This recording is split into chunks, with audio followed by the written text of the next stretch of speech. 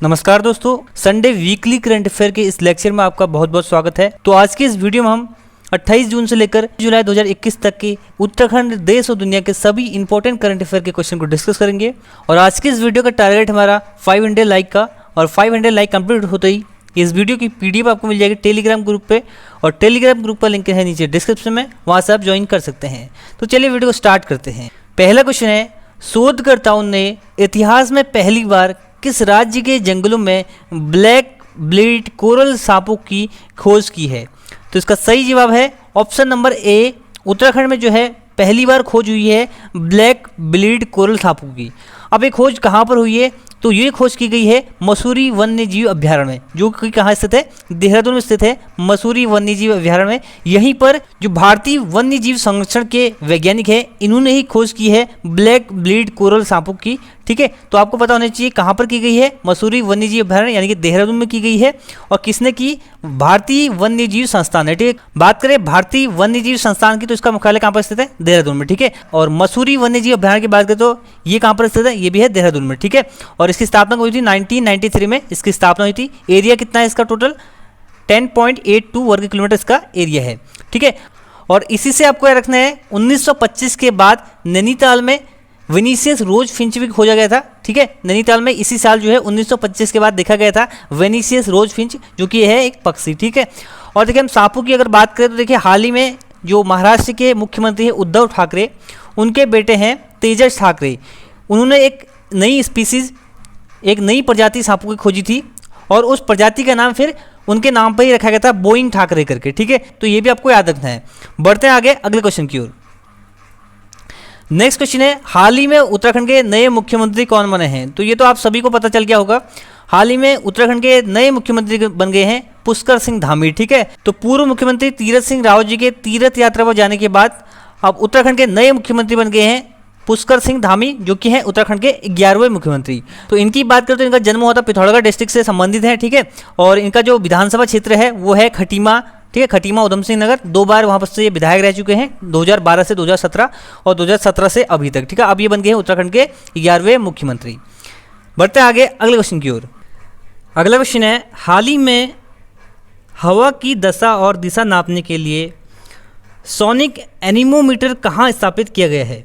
तो इसका सही जवाब है ऑप्शन नंबर बी, नैनीताल में स्थापित किया गया है हवा की दशा और दिशा नापने के लिए सोनिक एनीमोमीटर। ठीक है, और नैनीताल में कहाँ किया गया है? एरीज में। ठीक है, एरीज कहाँ पर स्थित है? नैनीताल में स्थित है।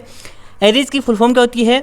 Aryabhatta Research Institute of Observation. ठीक है, इसकी स्थापना हुई थी 1954 में, इसकी स्थापना हुई थी। ठीक है, आपको पता होगा कि बादलों की जो गति और दिशा नापी जाती है वो किससे नापी जाती है? एनीमोमीटर से। तो यहाँ पर आप इमेज में देख सकते हैं, ये है सोनिक एनीमोमीटर। बढ़ते हैं आगे अगले क्वेश्चन की ओर। अगला क्वेश्चन है, हाल ही में मुख्यमंत्री तीरथ सिंह रावत ने संवैधानिक कारणों की वजह से इस्तीफा दिया।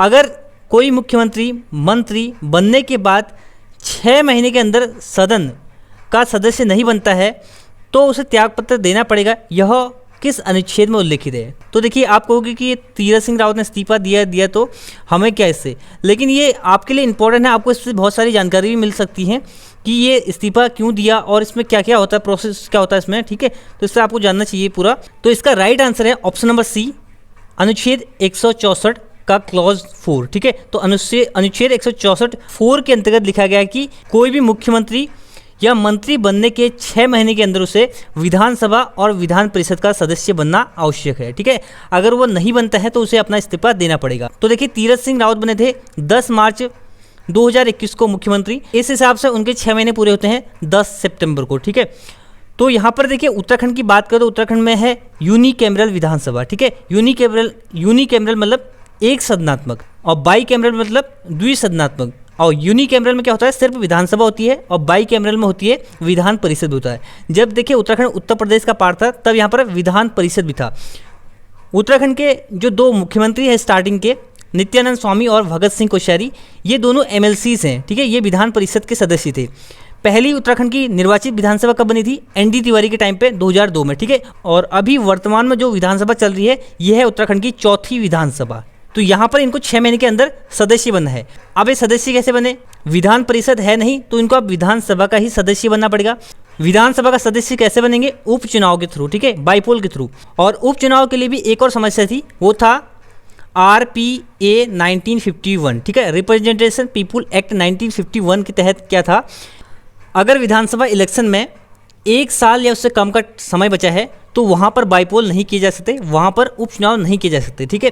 और ये परमिशन कौन देता है? ये देता है इलेक्शन कमीशन, ठीक है। इलेक्शन कमीशन का कहना है कि यहाँ पर उपचुनाव नहीं हो सकते हैं, रिप्रेजेंटेशन पीपुल एक्ट 1951 के तहत यहाँ पर उपचुनाव नहीं किया जा सकते।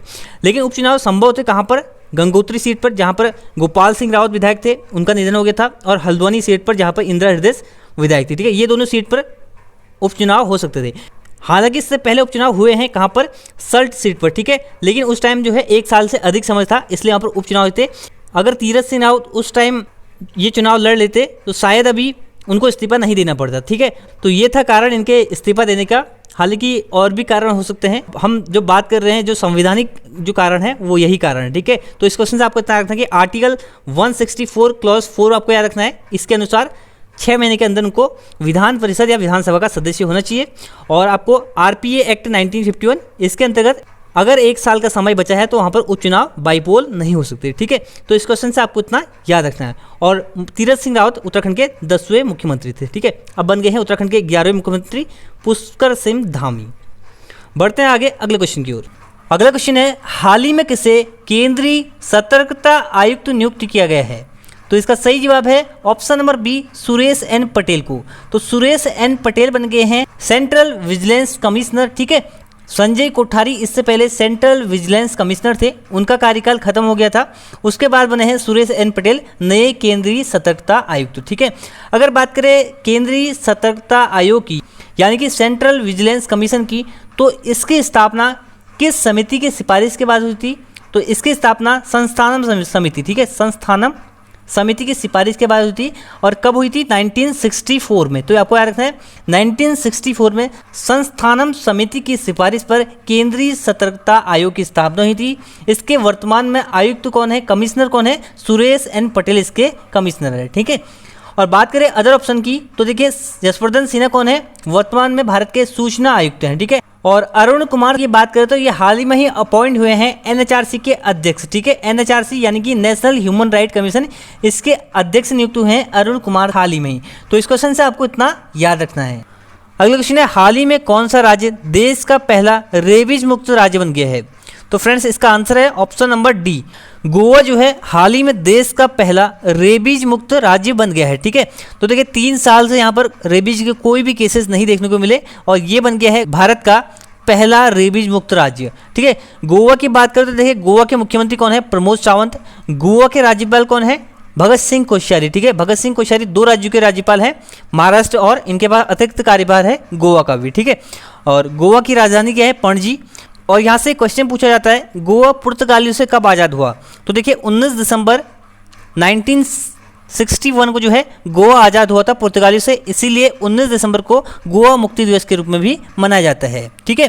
अगर बात करें रेबीज की, तो रेबीज की टीके की खोज किसने की थी? लुई पास्चर ने। किसने की थी? लुई पास्चर ने रेबीज के टीके की खोज की थी, ठीक है। तो इस क्वेश्चन से आपको इतना याद रखना है। नेक्स्ट क्वेश्चन है, हाल ही में DRDO ने APJ अब्दुल कलाम द्वीप से किस बैलिस्टिक मिसाइल का परीक्षण किया है? तो इसका सही जवाब है ऑप्शन नंबर सी, अग्नि प्राइम का परीक्षण किया है हाल ही में DRDO ने। DRDO यानी कि डिफेंस रिसर्च डेवलपमेंट ऑर्गेनाइजेशन, रक्षा अनुसंधान एवं विकास संगठन, इसी ने ही APJ अब्दुल कलाम द्वीप, ये कहाँ पर स्थित है? उड़ीसा में स्थित है। कहाँ पर स्थित है? उड़ीसा में। इसका नाम पहले क्या था? व्हीलर द्वीप। व्हीलर द्वीप का ही नाम चेंज करके क्या रखा गया? APJ अब्दुल कलाम द्वीप। यहीं से DRDO ने बैलिस्टिक मिसाइल अग्नि प्राइम का परीक्षण किया है, ठीक है। अग्नि प्राइम की बात करें तो देखिए एडवांस वर्जन है किसका? अग्नि जो मिसाइल है इसका ही एडवांस वर्जन है, ठीक है। और ये नई पीढ़ी का एक मिसाइल है। और ये किस प्रकार की मिसाइल है? देखिए सतह से सतह पर मार करने वाली ये मिसाइल है, बैलिस्टिक मिसाइल है। और इसकी मारक क्षमता है 1000 से 2000 किलोमीटर के बीच में, ठीक है। और इसका परीक्षण किसने किया? DRDO ने। तो DRDO की आपको फुल फॉर्म तो मैंने आपको बता दी। DRDO की स्थापना कौन हुई थी? 1958 में। मुख्यालय इसका है न्यू दिल्ली में। और इसके वर्तमान में अध्यक्ष कौन है? G सतीश रेड्डी, ठीक है। G सतीश रेड्डी इसके अभी वर्तमान में अध्यक्ष हैं। बढ़ते हैं आगे अगले क्वेश्चन की ओर। नेक्स्ट क्वेश्चन है, हाल ही में चर्चा में रही दीपिका कुमारी का संबंध किस खेल से है? तो हाल ही में चर्चा में रही दीपिका कुमारी का संबंध है तीरंदाजी से, ठीक है। ऑप्शन नंबर बी इसका सही जवाब हो जाएगा। तो देखिए हाल ही में शुरुआत हुई है विश्व कप तीरंदाजी की, जिसमें दीपिका कुमारी ने 3 स्वर्ण पदक जीत लिए हैं बैक टू बैक, और ऐसा करके इन्होंने एक नया रिकॉर्ड बनाया है, तो इसलिए हाल ही में चर्चा में है। और ये कहाँ की है? ये है रांची की, ठीक है। और इन्होंने 3 स्वर्ण पदक जीते हैं, और भारत ने टोटल इस प्रतियोगिता में 4 स्वर्ण पदक जीतकर भारत जो अभी टॉप पर है, ठीक है। चौथा स्वर्ण पदक किसने जीता? अभिषेक वर्मा ने चौथा स्वर्ण पदक जीता। तो इस अगर क्वेश्चन आपसे पूछा जाए इनका संबंध किस खेल से है, तो तीरंदाजी से इनका संबंध, ठीक है। बढ़ते हैं आगे अगले क्वेश्चन की ओर। नेक्स्ट है, हाल ही में भारत के महान्यायवादी डैश का 2022 तक सेवा विस्तार किया गया है। तो इसका सही जवाब हो जाएगा ऑप्शन नंबर 1 के वेणुगोपाल, ठीक है। तो देखिए भारत के महान्यायवादी, भारत के अटॉर्नी जनरल के वेणुगोपाल का जो सेवा विस्तार है, जो उनका कार्यकाल है, वो अब 2022 तक बढ़ा दिया गया है, ठीक है। तो आपको पता होना चाहिए कि भारत के वर्तमान अटॉर्नी जनरल कौन है, महान्यायवादी कौन है, वो है के वेणुगोपाल। इनका कार्यकाल जो है अब 30 जून 2022 तक बढ़ा दिया गया, ठीक है। 2017 में इनको अपॉइंट किया गया था 15वें अटॉर्नी जनरल के रूप में, और तब से जो है इनका कार्यकाल दूसरी बार ये बढ़ चुका है, ठीक है। बात करें अन्य ऑप्शन की, तो देखिए तुषार मेहता है वर्तमान में भारत के सॉलिसिटर जनरल, ठीक है। अटॉर्नी जनरल कौन है? के वेणुगोपाल। सॉलिसिटर जनरल कौन है? तुषार मेहता। और एन.वी. रमन्ना कौन है? भारत के 48वें चीफ जस्टिस। कौन है? भारत के 48वें चीफ जस्टिस हैं, और मुख्य न्यायाधीश हैं भारत के एन.वी. रमन्ना, ठीक है। गिरीश चंद्र मुर्मू कौन है? तो ये है भारत के वर्तमान कैग कंट्रोलर ऑडिटर जनरल कौन है? गिरीश चंद्र मुर्मू, ठीक है। तो इस क्वेश्चन से आपको इतना याद रखना है। बढ़ते हैं आगे अगले क्वेश्चन की ओर। नेक्स्ट क्वेश्चन है, हाल ही में किस राज्य ने शिक्षा से संबंधित SALT सॉल्ट कार्यक्रम की शुरुआत की है? तो इसका सही जवाब है option number A, Andhra Pradesh सरकार ने हाल ही में SALT सॉल्ट कार्यक्रम की शुरुआत की है, ठीक है। तो देखिए SALT इसकी फुल फॉर्म क्या है? सपोर्टिंग आंध्राज लर्निंग ट्रांसफॉर्मेशन, ठीक है। इसकी फुल फॉर्म है, और इसकी शुरुआत की है आंध्र प्रदेश सरकार ने। इस कार्यक्रम का मुख्य उद्देश्य है स्कूल को मजबूत करना तथा शिक्षकों को प्रशिक्षण एवं कौशल विकास प्रदान करना, ठीक है। इसके लिए जो है विश्व बैंक से $250 मिलियन का ऋण भी मंजूर किया है आंध्र प्रदेश सरकार ने, ठीक है। और अगर बात करें आंध्र प्रदेश की, तो आंध्र प्रदेश के मुख्यमंत्री कौन है? YS जगनमोहन रेड्डी। कौन है? YS जगनमोहन रेड्डी। हाल ही में YSR ये एक योजना भी शुरू किया था आंध्र प्रदेश सरकार ने, ठीक है। और राज्यपाल कौन है? विश्व भूषण हरिचंदन वहाँ के राज्यपाल हैं, ठीक है। तो आपको इस क्वेश्चन से इतना याद रखना है। तो ये थे क्वेश्चन 28 से लेकर 4 जुलाई 2021 तक के उत्तराखंड देश और दुनिया के महत्वपूर्ण करंट अफेयर के। आई होप ये वीडियो आपको पसंद आया होगा। तो ये था इस वीडियो का and. Thanks for watching and God bless you all.